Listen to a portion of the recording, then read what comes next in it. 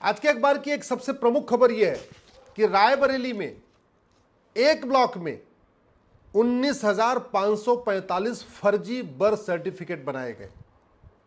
पूरे रायबरेली में नहीं, रायबरेली के एक ब्लॉक में, और उस पूरे ब्लॉक में भी नहीं, एक ब्लॉक के 6 गांव में 19,545 फर्जी बर्थ सर्टिफिकेट।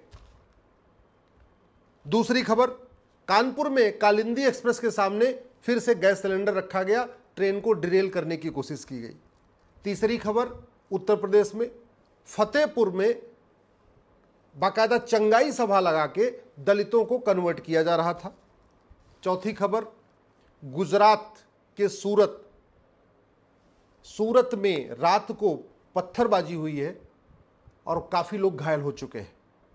सूरत सबसे खास बात यह है, बहुत प्रमुख शहर तो है ही है, गुजरात के गृह मंत्री का भी वो गृह क्षेत्र है। मैं इसलिए कह रहा हूं, इसमें से कोई भी समस्या लाइलाज नहीं है, इसमें से कोई भी समस्या विश्वव्यापी नहीं है। इसमें जितनी समस्या मैंने आपको बताई है ये भारत में हो रही है, सिंगापुर में नहीं होती है, जापान में नहीं होती है, दुबई में नहीं होती है, अमेरिका में नहीं होती है, रूस में नहीं होती। और ये जो समस्या मैंने बताई है वो यूपी और गुजरात की बताई है, और यूपी और गुजरात में ट्रिपल इंजन की सरकार है।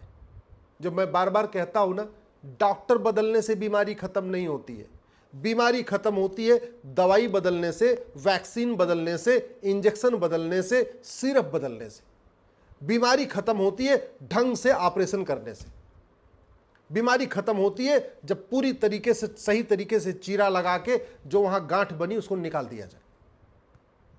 ऑपरेशन जब बढ़िया नहीं होगा, बीमारी ठीक नहीं होगी। बातें करने से और आरोप प्रत्यारोप करने से, टीवी में डिबेट करने से, संसद में डिबेट करने से ना, बीमारी तब ठीक होगी जब दवाई बदलेगी, इंजेक्शन बदलेगा, सिरप बदलेगा, अच्छी तरीके से ऑपरेशन होगा। भारत में ये जितनी समस्याएं चल रही हैं, इसका सबसे बड़ा कारण यह है, न शिक्षा में संस्कार है और न कानून का खौफ है। शिक्षा व्यवस्था हमने बदली नहीं। मिशन जो अंग्रेजों ने जो शुरू किया था, सीबीएसई बोर्ड आज भी चल रहा है, मैकाले शिक्षा आज भी चल रही है, मिशनरी शिक्षा आज भी चल रही है, मदरसा एजुकेशन सिस्टम आज भी चल रहा है। शिक्षा का भारतीकरण हमने किया ही नहीं। जो हमारी गुलामी की पहले की शिक्षा व्यवस्था थी, जो वैदिक शिक्षा व्यवस्था थी, गुरुकुल शिक्षा व्यवस्था थी, जिसमें हम वेद पढ़ाते थे, पुराण पढ़ाते थे, भगवत गीता की ऋचाएं भगवत गीता पढ़ाते थे, हम वाल्मीकि रामायण पढ़ाते थे, अपने महापुरुषों के बारे में पढ़ाते थे, अष्टांग योग पढ़ाते थे, वो नहीं पढ़ाया जा रहा है। गुलामी की शिक्षा चल रही है। जितनी समस्याएं हैं उसका मूल कारण है गुलामी की शिक्षा, गुलामी की पुलिस व्यवस्था, गुलामी की प्रशासनिक व्यवस्था, गुलामी की न्यायिक व्यवस्था, गुलामी की टैक्स व्यवस्था।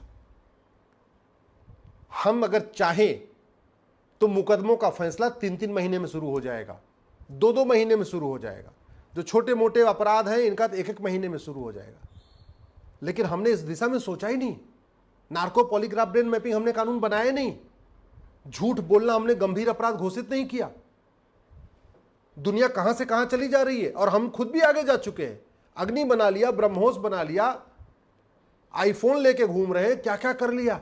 लेकिन नार्को पॉलीग्राफ ब्रेन मैपिंग कानून नहीं बनाया कि कम से कम झूठ पकड़ लिया जाए 24 घंटे के अंदर। तो मुकदमे चलते जा रहे। अगर भारत को बचाना है ना, तो सबसे पहले माइनॉरिटी को डिफाइन करना पड़ेगा, क्योंकि ये जो फर्जी बर्थ सर्टिफिकेट बने हैं ये सारे माइनॉरिटीज ने बनवाए। कानपुर में जो गाड़ी को पलटाने की कोशिश की गई है, ट्रेन को डिरेल करने की कोशिश की गई है, ये भी सरकारी माइनॉरिटी ने किया है। फतेहपुर में जो कन्वर्जन कर रहे थे ये भी सरकारी माइनॉरिटी है। और गुजरात के सूरत में जो पत्थरबाजी किया है वो भी सरकारी माइनॉरिटी है। आप जरा सोचिए ना, भारत ऐसा देश है जहां माइनॉरिटी कम्युनिटी पत्थरबाजी करती है मेजॉरिटी के ऊपर, माइनॉरिटी कम्युनिटी कन्वर्ट करती है मेजॉरिटी को। भारत ऐसा देश है जहां माइनॉरिटी कम्युनिटी कह रही है कि नहीं, धर्मांतरण नियंत्रण कानून नहीं बनना चाहिए, मेजॉरिटी कम्युनिटी कह रही है धर्मांतरण नियंत्रण कानून बनाओ। मेजॉरिटी कम्युनिटी कह रही है यूनिफॉर्म एजुकेशन लागू करो, मेजॉरिटी कह रहा है यूनिफॉर्म सिविल कोड लागू करो, मेजॉरिटी कह रहा है घुसपैठ नियंत्रण कानून बनाओ, मेजॉरिटी कह रहा है धर्मांतरण नियंत्रण कानून बनाओ, मेजॉरिटी कह रहा है जनसंख्या नियंत्रण कानून बनाओ, और फिर भी कोई बात ही नहीं सुन रहा है। सबको माइनॉरिटी की चिंता है। माइनॉरिटी नाराज नहीं होने चाहिए, वो माइनॉरिटी वोट दे या ना दे, वो नाराज नहीं होना चाहिए। मेजॉरिटी लाख चिल्लाता रहे, मेजॉरिटी लाख कहता रहे पुलिस रिफॉर्म करो, इलेक्शन रिफॉर्म करो, जुडिशियल रिफॉर्म करो, एजुकेशन रिफॉर्म करो, टैक्स रिफॉर्म करो, नहीं, मैं माइनॉरिटी कम्युनिटी खुश रहना चाहिए। ये दुर्भाग्य इसलिए है कि भारत का जो मेजॉरिटी कम्युनिटी है वो एक तो संगठित नहीं है और संगठित होकर कोई बात कह नहीं पा रहा है। भारत अगर हमने धर्म और रिलीजन को डिफाइन नहीं किया और सारे हमने हिंदू धर्म को भी अगर रिलीजन समझ लिया और हमने सारे रिलीजन को एक समान समझ लिया तो भारत की बर्बादी निश्चित है। धर्म और रिलीजन को डिफाइन करना ही पड़ेगा, माइनॉरिटी को डिफाइन करना ही पड़ेगा, मजहब के आधार पे जितने नियम कानून है उनको खत्म करना ही पड़ेगा। अगर भारत को बचाना है तो जो मजहब के आधार पे कानून बना है, मजहब के आधार पे बोर्ड बना है, मजहब के आधार पे ट्रिब्यूनल बना है, मजहब के आधार पे योजनाएं चल रही हैं, मजहब के आधार पे अलग अलग स्कीम चल रही है, मजहब के आधार पे जो घर दिया जा रहा है, मजहब के आधार पे जो वजीफा दिया जा रहा है, इसको रोकना पड़ेगा। अरे जब विभाजन मजहब के आधार पे हो गया तो फिर मजहब के आधार पे ये क्यों? एक तरफ कहते हैं भारत सेकुलर है और दूसरी तरफ मजहब के आधार पर योजनाएं चल रही है। एक तरफ कहते हैं भारत सेकुलर है, सब एक समान है, और दूसरी तरफ मजहब के आधार पर विशेष दर्जा दिया जा रहा है। मजहब के आधार पर लोगों को अपना नफरत खोलने वाले स्कूल चलाने की परमिशन दे रखी है। ये डबल स्टैंडर्ड कब तक चलेगा? अगर हम भारत को बचाना चाहते हैं तो सबसे पहले हमें 1894 में जो अंग्रेजों ने लैंड एक्विजिशन एक्ट बनाया था और वो कानून बना के उन्होंने पूरे भारत में उत्तर से दक्षिण, पूरब से पश्चिम लाखों एकड़ जमीन जो चर्च को बांट दिया है, उस जमीन को सरकार को टेक ओवर करना ही पड़ेगा। अगर हमें मिशनरियों पे कंट्रोल करना है, उनको ठीक से उनको रखना है, तो हमें उनको दी गई लाखों एकड़ जमीन वापस लेना ही चाहिए। जब तक नहीं लेंगे तब तक मिशनरियां बेकाबू होकर अपना काम करती रहेंगी। अगर हम चाहते हैं कि भारत बचे, भारत की संस्कृति बचे, तो ये जो मुगलों की जमीन थी, जो नवाबों की जमीन थी, जो निजामों की जमीन थी, जो ये जमींदारों की जमीन थी, जिसको आज की डेट में कहते हैं वक्फ बोर्ड की जमीन हो गई है, इसको सरकार को वापस लेना ही पड़ेगा। अगर सरकार नहीं लेगी ना तो फिर इन पे कंट्रोल नहीं कर सकते। अगर हम चाहते हैं कि भारत बचे, भारत की संस्कृति बचे, तो एक हमें नागरिकता कानून बनाना पड़ेगा और उसमें साफ साफ लिखना पड़ेगा जो भारत को नहीं मानेगा, भारत की संस्कृति को नहीं मानेगा, भारत की परंपरा को नहीं मानेगा, भारत के दर्शन को नहीं मानेगा, भारत की सोच को नहीं मानेगा, जो वसुधैव कुटुंबकम नहीं मानेगा, नारी तो नारायणी नहीं मानेगा, जो सर्वमंगल मांगल्य को नहीं मानेगा, जो वंदे मातरम नहीं बोलेगा, जो भारत माता की जय नहीं बोलेगा, उसकी नागरिकता खत्म होगी। अगर भारत को बचाना है तो भारत में कालाधन हवाला के खिलाफ कठोर कानून बनाना पड़ेगा, विदेशी चंदा नियंत्रण के खिलाफ कठोर कानून बनाना पड़ेगा। भारत को बचाना है तो यूनिफॉर्म पुलिस कोड लागू करना पड़ेगा, पूरे देश की पुलिस को एक स्वतंत्र और निष्पक्ष बनाना पड़ेगा। अगर हमें भारत को बचाना है तो एक यूनिफॉर्म जुडिशियल कोड बनाना पड़ेगा, जुडिशियल चार्टर लागू करना पड़ेगा और जजेस के लिए मैंडेटरी करना पड़ेगा कि वो हर हालत में मैक्सिमम 1 साल के अंदर मुकदमा डिसाइड करें। अगर हमें भारत को बचाना है तो हमें यूनिफॉर्म पिनल कोड लागू करना पड़ेगा। जो हमने कानूनों का घटिया कानूनों का मकड़ जाल बना रखा है उसको खत्म करके हमें अमेरिका के फेडरल पिनल कोड जैसा एक one nation one penal code लागू करना पड़ेगा। अगर भारत को बचाना है तो हमें जस्टिस विद इन ईयर लागू करना पड़ेगा। अगर भारत को बचाना है तो हमें घुसपैठ को देशद्रोह घोषित करना पड़ेगा। घुसपैठियों और उनके मददगारों की 100% संपत्ति जब्त करने, नागरिकता खत्म करने और आजीवन कारावास, फांसी देने के लिए कानून बनाना पड़ेगा।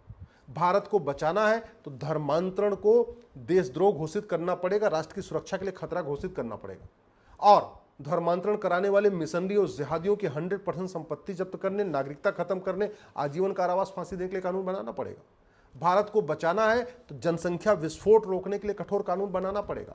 भारत को बचाना है तो ड्रग स्मगलिंग के खिलाफ कठोर कानून बनाना पड़ेगा। भारत को बचाना है तो जो कुछ यहाँ भारत में विदेशी कल्चर चल रहा है इसको रोकना पड़ेगा। ये जो झूठा इतिहास पढ़ाया जा रहा है वामपंथियों को, इसको बदलना पड़ेगा। अगर भारत को बचाना है हमें टैक्स रिफॉर्म करना पड़ेगा, हमें जुडिशियल रिफॉर्म करना पड़ेगा। भारत को बचाना है तो नियम कानूनों को बदलना पड़ेगा। तू मैं करके कुछ नहीं होगा। आप कल्पना करिए उत्तर प्रदेश में जहां योगी जी का इतना बड़ा खौफ है, वहां रायबरेली के एक ब्लॉक में 19,545 फर्जी डॉक्यूमेंट बन गए। तो आप सोच लीजिए बंगाल में कितना बन रहा होगा, केरल में कितना बन रहा होगा, झारखंड में कितना बन रहा होगा, जहां जहां गैर बीजेपी की सरकारें हैं वहां कितना बन रहा होगा। आप खुद सोचिए, अगर उत्तर प्रदेश में आज भी धर्मांतरण हो रहा है तो बंगाल, केरल और बाकी और जगह पे जहां इंडी गठबंधन की सरकारें हैं वहां पे कितना धर्मांतरण हो रहा होगा। अगर उत्तर प्रदेश में, गुजरात में, जहां इतने दिन से बीजेपी की सरकार है, जहां ट्रिपल इंजन की सरकार है, वहां आज भी पत्थरबाजी हो रही है, हिंदू खौफ में है, तो बंगाल में हिंदुओं की क्या स्थिति होगी, केरल में हिंदुओं की क्या स्थिति होगी। नियम कानून बदलना पड़ेगा।